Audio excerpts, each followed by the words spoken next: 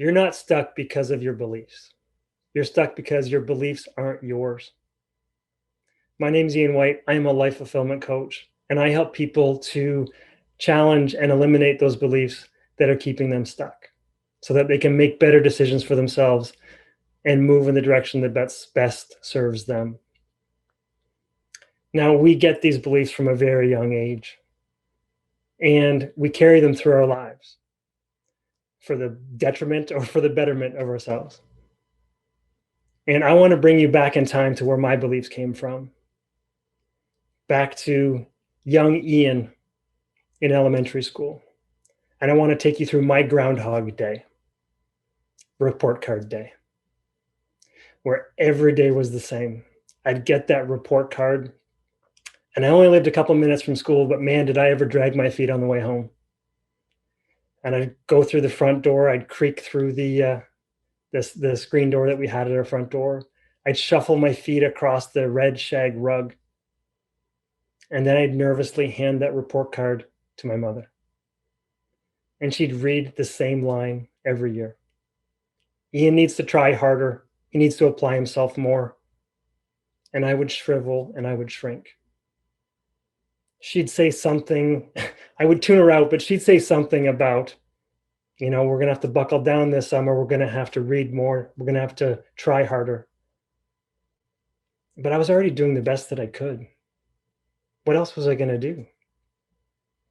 And later on that night, I overheard the conversation coming from the basement, probably because I was pressing my ear up against the register so I could hear the conversation. And what I heard was, Ian, he's really good with his hands. Maybe he should go to trade school, do something that's not so language-based. And that's what I did. I followed that path. I followed that belief. And I went to trade school, and I started getting recognized for being a good student for once. And it felt good. But I knew there was something more for me still. So I ended up applying for a government job, and I succeeded expectations. I passed the interview. I passed the exams. The only thing keeping me from getting to that next level, that big break for me in my career, was to determine if I could learn a second language. Could I learn French?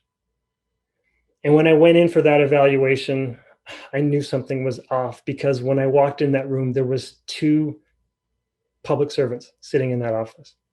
And you don't need 2 public servants to get good news. They told me I was untrainable. I was devastated.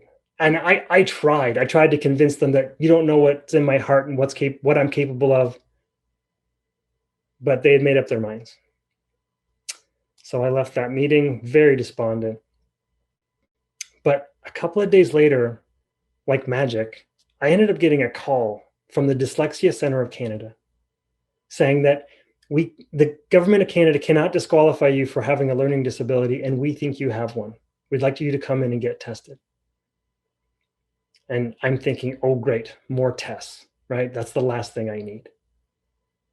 But when I approached this building, which looked more like a preschool than anything else, with like letters and syllables all over the walls, this really kind-looking, middle-aged blonde woman sat me down, and she put me at ease right away. She said, I just want to ask you a few questions about your history, about your background, what your family does, what your parents did. And within 2 minutes, she said, Ian, you're dyslexic. We're still going to do the tests, but I'm telling you right now, you're dyslexic. And I felt the weight of the world had been lifted off of my shoulders. I wasn't dumb. I just needed to be taught in a different way to be successful. And I tell you, the world opened up from that point. I got that government job. I climbed the ranks of the government to management level. I got very proficient with French language. I married a French Canadian girl. I have 2 great bilingual kids.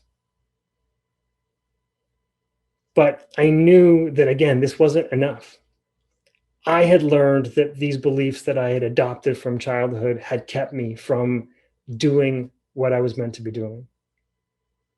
So I quit that government job after 14 years and I started my own coaching business, Coaching Deconstructed, where I help people to challenge those beliefs that no longer serve them so that they can do what's best for them, so that they can live a more fulfilling life. So if you are someone who thinks that you have some beliefs that are getting in your way, some old beliefs that are outdated, I want you to schedule a 30-minute discovery call with me where we will uncover some of that that's getting in your way and get you moving in the right direction.